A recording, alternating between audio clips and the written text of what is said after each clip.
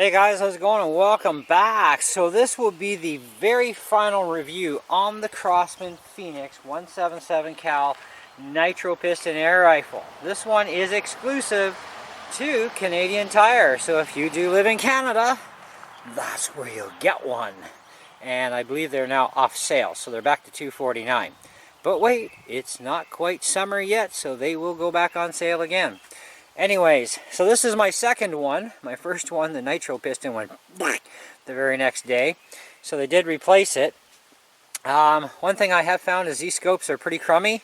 I'm going to show you just how crummy they are.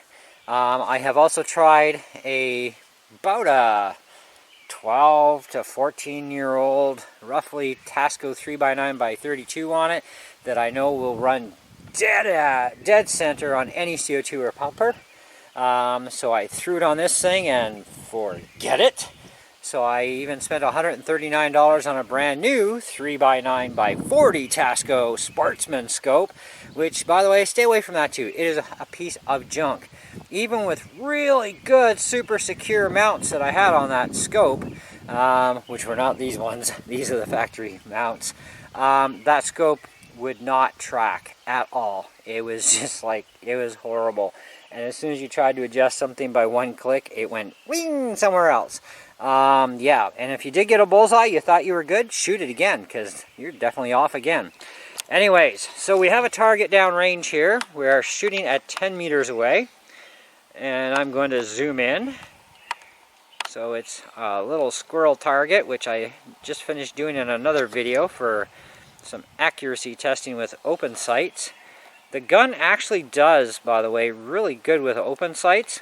It would have been even better without all the wind, but hey, you got to deal with it.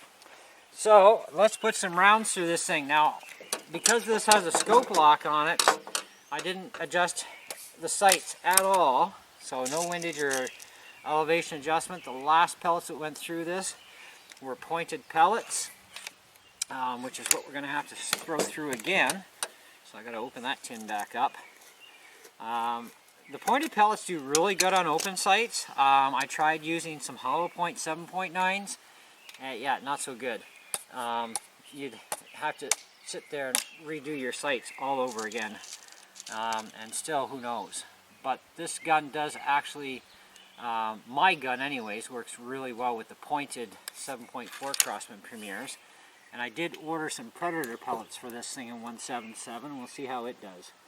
So we're going to take our first shot here and see what happens.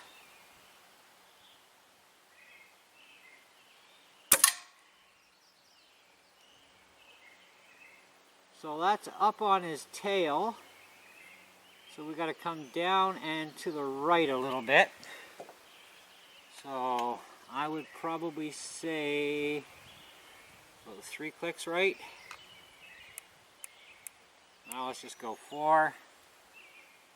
And I'd say probably 7 down.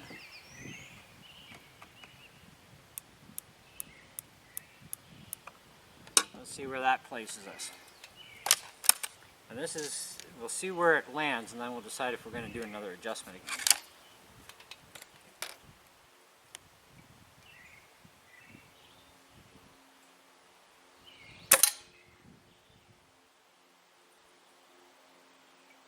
Okay, I'm going to have to walk up to the target and see exactly where that landed. It's hard to see when you hit this color of target.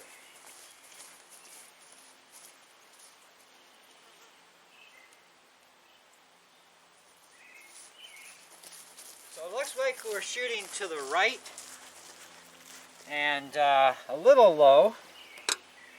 So I'm going to go 1, 2, and 1, 2, 3.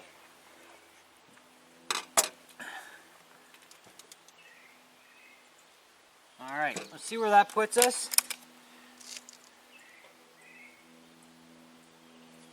Now, some center point scopes are really good, because the one that came with my Benjamin Classic 22 is awesome.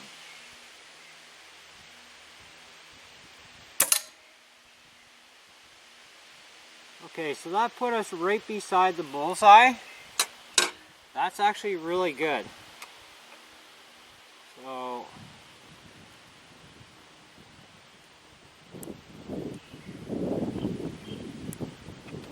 just work with 2 clicks to the right. Now that should get us just under the bullseye, if the scope is even tracking right.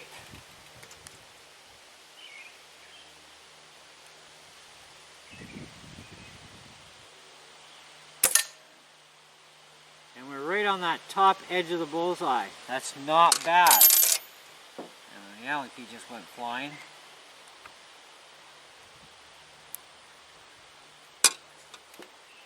Okay, now we're going to put 5 pellets through. I'm going to aim dead center crosshairs for the bullseye each time, and we'll see what happens with this scope.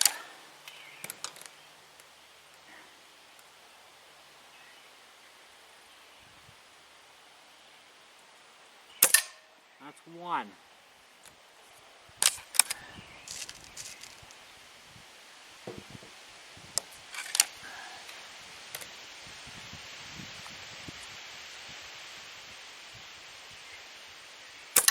Two.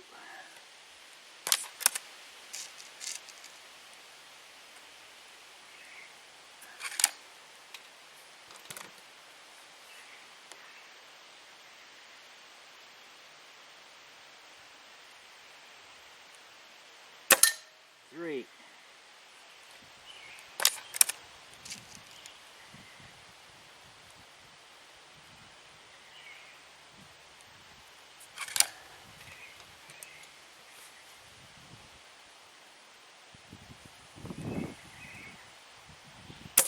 4. Boy, I can't wait to take a good up close look at this one.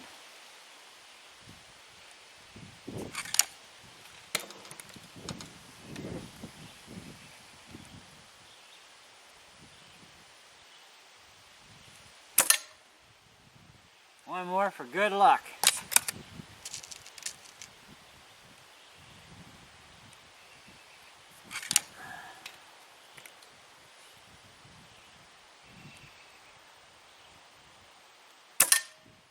All right, let's see how bad we did.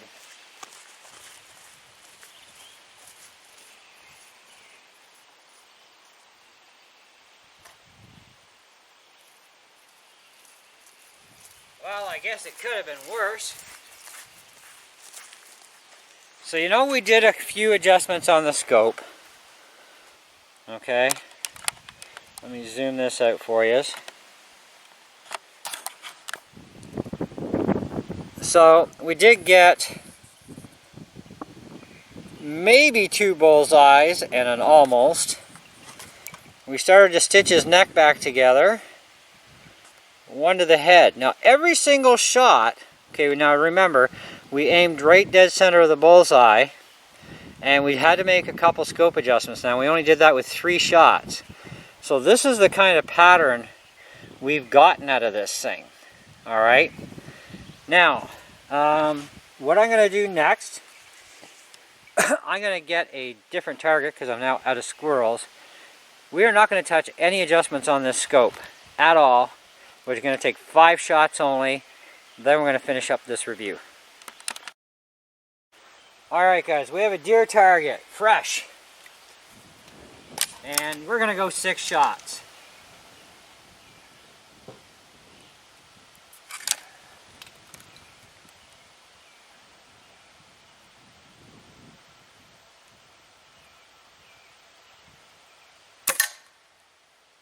That just shot way far to the right. We're not adjusting the scope. I want you to see what this scope actually does.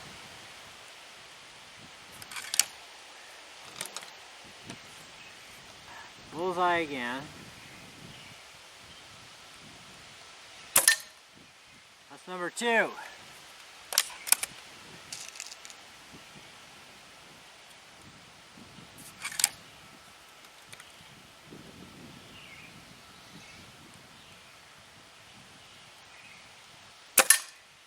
Number 3. And I'm not compensating, I'm going right for that bullseye. Number 4 is in the breech.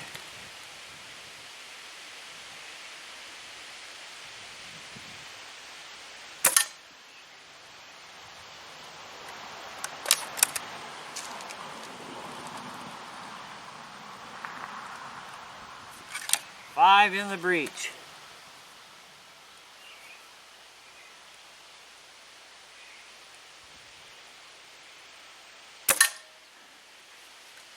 Six going into the breech.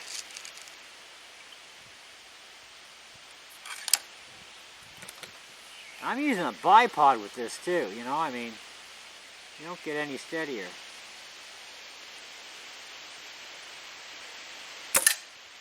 Last shot.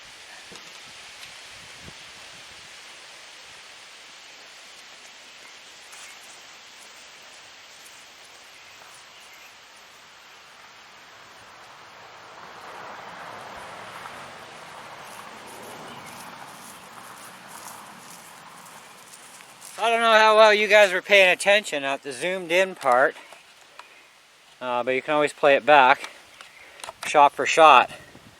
There's all of our shots. 6 shots. 1, 2, 3, 4, 5, and number 6. Our first shot was right here, and then all the others started to go this way. Now, even though we got a bit of a wind out here, each time I'm taking this shot, I'm not feeling any kind of a sideways push wind when I fire. Either way, this thing should be hitting at least a lot closer, and it should stay within one area. If it was holding at 0 even here, then they would all group around this area, and they're not. They're going here, and then up and over here, and then down here, and then here, then here, and then shoo, like a curved bullet, which doesn't exist, going over here. So that is very, very bad scope. Very bad scope. Okay, so let's bring our attention over to the gun now. Now, again, this thing does have scope lock. Let me see if I can bring the camera back a little further for you. There we go. Now maybe I can sit down and talk to you guys. Alright. Now, like I said, I did a test with open sights with this gun, and it actually does pretty respectable with the open sights. It would still do a lot better even with like 0 wind, but you're never going to get 0 wind days. I mean, it's rare. And living in the country out here, we don't often see too many days where there's not some sort of a light wind, and by the time it actually is dead calm, the bugs are out like crazy eating you alive. Nobody wants to shoot a gun where you're getting eaten alive by bugs. Certainly not me anyway. But nonetheless, we do get the odd daytime where it's absolutely calm and still. But you should be able to still sight in a gun even in a light wind like this, because this is not much. This is very little in fact. And it does seem to go a little bit left, a little bit right, sometimes behind me, where it's coming in behind, which, you know, should be not a bad thing. But either way, light wind, it's still not doing even half as good as any other 177 gun I have. The scope drifts like crazy. Every time you line that thing up, and I have lined this thing up where I shot it and I got a dead center bullseye, and then all my other shots after that, they're going everywhere. Now, you could try blaming ammunition for that. I've tried different ammunition. I've tried, you know, even going through the tin, and I check every pellet when I put it in for deformed skirts and everything. You know, no problems there. So I can't really blame that. And I've shot pellets with deformed skirts that still hit a bullseye. Boom, boom, boom, boom, boom, boom. So, you know, I can't really blame the ammo too much. Now, it is true that your gun will pick its ammo. This one, however, really does not like the 7.9 grain hollow points. It doesn't really care much for the hyper pellets other than for the speed advantage. I actually tried Black Widow pellets through this gun. Do not try Black Widows in this gun.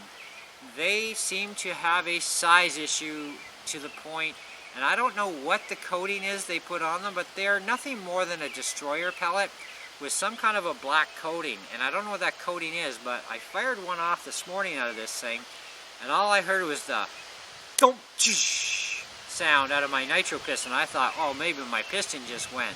you know, because that was a telltale of the last gun. No, it wasn't the piston.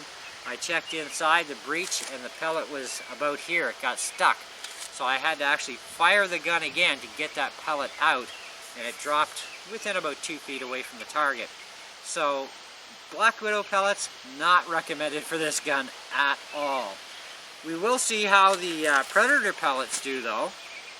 I've had really good luck with them with all my guns, in fact, but they are really expensive pellets to run, and they're made for hunting. They're not made for target plinking, you know. But we are going to give them a shot. And failing that, I'll try some other pellets. I've tried wad cutters in this gun. This gun does not like wad cutters, okay? So it's definitely no Crosman wad cutters and no hollow points for my gun. Yours might, it's hard to say. There is a air gun channel, I think he calls himself like Canadian Air Gun something or other.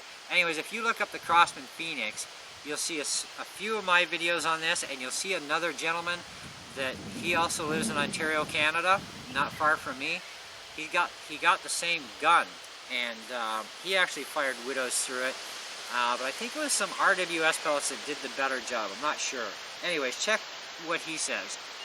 But I don't think he's tried open sights with his gun. I'm not sure. But I did find the gun was really decent on open sights. But every scope I put through this is the factory scope. I've used it. No veil. It will not hold at zero in any position. I tried a Tasco 3x9x32 that was like over a decade old. It actually used to be one of mine. I sold it to a buddy of mine. I got it back from him 10 years later. That scope works dead perfect on any CO2 or pumper. Does not work on this gun whatsoever. It will not dial in. So I bought a brand new Tasco 3x9x40 with really nice micro clickers that seem to be really ruggedly built. It's the Sportsman series, you know, so it's kind of like their middle of the road area scope, and that thing is designed to withstand shock proof and everything.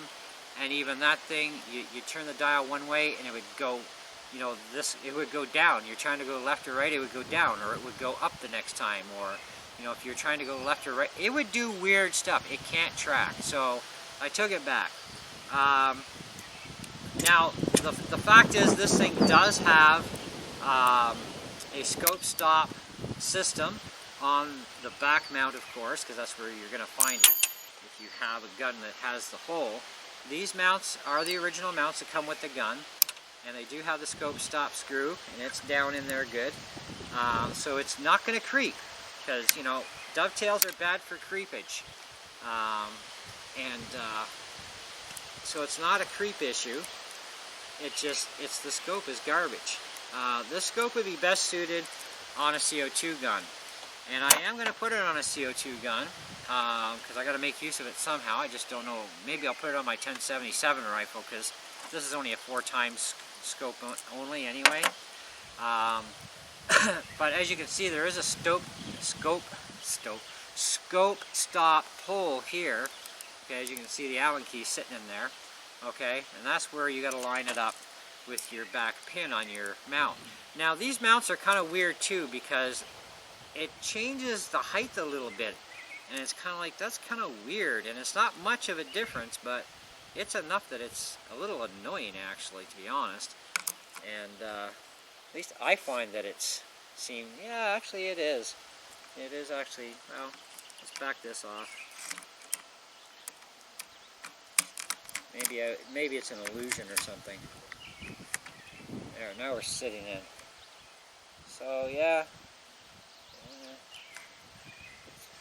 Maybe it is an illusion. Who knows? Anyways, no good for springers or nitro guns.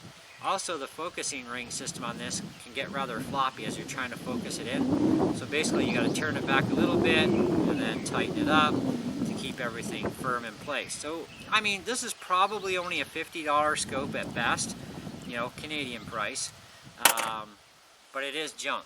My F11 Nitro was the same way. It came with a much higher end center point than this thing is, and that scope was garbage. I put a Leapers 3x12 by 40 Varmint Hunter scope on it. That thing is dead accurate. Same thing, I put the same scope onto my GB78 22 cal CO2 gun, dead accurate. The center point scope that comes with the Benjamin Classic 22 air rifle, dead accurate, no problems in it. And it doesn't have locking turrets, my leaper scopes do. So, and these other scopes I tried out on this gun from Tasco, no locking turrets, but the $130 scope from Canadian Tire was extremely good, strong turning turrets. They locked firm each click, very nice, lots of click range there. Again, it would not hold zero. It's shooting all over the place. So I thought, let's try the iron sights. So I did that, and you know, plus or minus your own, you know, kind of movement when the gun fires, and a little bit of wind to deal with, that thing did awesome with, well, this thing did awesome with the iron sights. And so I'm quite impressed with how well it does. So I know there's nothing wrong with the gun itself, because if you can dial in your gun with open sights and get it extremely accurate, then there's nothing wrong with your gun at all. It's the scope. The scope is where the problem is. So I'm going to order in another set of scope rings that are high profile with a scope stop, and probably end up putting a leaper scope on this one as well, just because I know these Varmint Hunter scopes really well now, and so far I've not had any drift issues, no problems whatsoever with them. They do have locking turrets, zero resetting, the whole nine, and they do take the slamming of the Nitro piston without even thinking twice. And the Nitro piston in the F1122 is going to slam a lot harder than this thing does, and it still cannot knock those leaper scopes out one bit. Now, it's Picatinny rail too on the F11, which is why I have to buy dovetail scope stop for this. I was looking at another mount system, which I did actually buy and try out, where you convert the dovetail to a Picatinny. I didn't really care for it very much. I found that there was a little bit of creep with that system, but very minimal. So again, it's kind of one of those things. You're gonna put out $250 retail for this gun, or $200 on sale, unless it goes cheaper on the next sale price from Canadian Tire. But if you can get it for $200, the gun itself, even with open sights, definitely worth the $200. And remember to only use Crosman silicone chamber oil, or any other brand of silicone chamber oil with your Nitro and Springer guns. Don't use anything else that has distillants and stuff in it, because it's not going to work right for you. Or it might, but then it's going to cause problems later on. Anyhow, so overall, I think the gun is great as far as an open sight gun goes. As far as with its own scope, no. Other scopes I've tried, definitely not. The open sights do hold their position extremely well. So you do have clicking on here, but no clicking on your windage, which is fine, but it is very stiff on the windage, which is good. I mounted a bipod on mine. I got the kit, actually bought a couple kits the other day, because I've done some bipod and actually put a strap on another gun too. But I've got the bipod mount on here that's just the little stubby piece, so I can just sling mount, okay? So I just put a straight out sling mount on this thing, so I can take this off or leave it on, doesn't matter. I don't even have to retract the legs, which is nice, okay? So I can still cock the gun without any issue or interference. This bipod is a 6-inch to 9-inch deal. And I can adjust, you know, little height differences one click at a time to go down. The bipod only cost me, I can't even remember, it wasn't that much though, but I'm going to order 2 more like it, because I got a couple more rifles to do up yet. But very nice, sturdy bipod, locks up there nice and good and solid, doesn't work loose, so that's all good too. If you do want to have it lower, you can. Now, you're not going to get any kind of a mount system for a bipod with this rifle. You're going to have to put your own sling mount on. But don't put your sling mount on until after you've run about 400 pellets or so through this thing. Then at least you know the Nitro piston is going to stay together. And then I would say go ahead and put a sling mount on at that time. I have a video on how to actually install the sling mounts, bipod mount, on these plastic stock guns. But plenty of power too. This thing runs pretty hot into the 490s. It's very, very close to 500, very close. In fact, the odd shot actually, when I was breaking in the rifle, the odd shot was popping a little over 500, even with a 7.4 grain, which is normal because there's, you know, factory oils in there that you got to burn through the gun, right? So it kind of diesels a bit, just like a Springer would. But it is settling down quite well now. It's staying consistent in the 490 area, and it's in the basically into the high 490s is where this thing is sitting at. So that's actually quite impressive. I don't understand the idea behind this super fat shroud on the barrel, other than it does make for your barrel being much stronger for those guys who are like heavy pull cockers. They're not going to bend the barrel on it, you know. It's not going to give because it's encased there pretty good. And it is, it looks like it's screw bolted on the front with some kind of a special adapter. If you take a closer look at that. If you're going to run open sights on this thing, paint the front of the your front sight on the top of the blade. Paint it white with some nail polish or some good paint. Touch it up once in a while as needed. And you'll have a much better, easier time seeing your target with it. Because black on black, it's, you know, just forget it, you know. But overall, good build quality. The adjustable trigger is nice. I have actually adjusted this one to lighten it up a bit. I think I'm going to lighten it up a bit more though. I like to have a little bit more of a hairy trigger, something also a little more predictable. But the adjuster does work rather well. You do have a flip safety. So pull it back and she's locked, flip forward to fire. I've never been a big fan of synthetic stocks, but this one and my F11 seems to be a pretty good, thick made stock too. So it should last quite a while, you know, before I have any problems. If I do, I don't know. I usually avoid guns with synthetic stocks other than a Crosman 1077.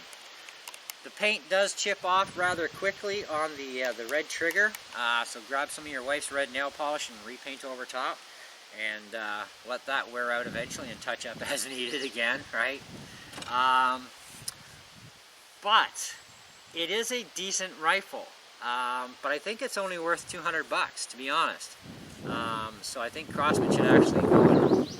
Actually, I think Crosman Canada themselves do actually sell this for $200. I don't know. I'll have to go back and check the Canadian website because I think you can buy this on the Crosman website, but it is exclusive to Canadian Tire. So I'm pretty sure I saw it up there. I'll have to go check again. I would suggest don't pay more than $200 Canadian plus the tax, right? Because you're going to pop out. Well, for a Leaper scope, now they come with mounts, but they're Picatinny. And a set of mounts, you're going to be looking at an easy roughly $230 Canadian with shipping for the Leaper's scope, with a set of dovetail rings that are high risers that also have the locking pin in the back. But worth every penny, really is. And that scope can be used on any gun. It's going to last you for years, and it can definitely take the shock of just about anything you can dish at it. And it does, the Leaper scopes do track extremely tight. Even their cheapest Bug Buster is a very good tracking scope. It tracks right on nice, it zeroes beautifully. I've never had a problem with any Leaper scopes ever. So that says a lot about Leaper scopes right there. They are great. But anyways, that's it. That's all I got for you. If you want my star rating, with the included scope, we're probably sitting around 3 3/4. Without the scope, period, just an open sight gun, I would probably put this thing an easy 4, maybe a 4 1/4 out of 5. Okay, I give it a 4 1/4 out of 5. You know, but overall, that's kind of where I'm at, because I do think that the retail price on this is too much for what you're getting. Especially when you gotta take this and toss it onto a CO2 or a pumper gun to make use of it. You know, and then you gotta go spend another $200 on a decent scope. So you're in, what, over $400. you know, closer to 5 by the time you get to the packs on $200 for the gun, and then the scope and some rings. You're getting up there. Anyways, and well, I don't count the bipod. Bipods are nice though. So anyways, let me know what you guys think. That's what I think about the gun. To me, it's still a keeper. I'm going to throw the money into a good scope on it. I do want something in 177 other than a CO2 rifle, because I don't always want to shoot CO2. You know, so this comes in handy for that. And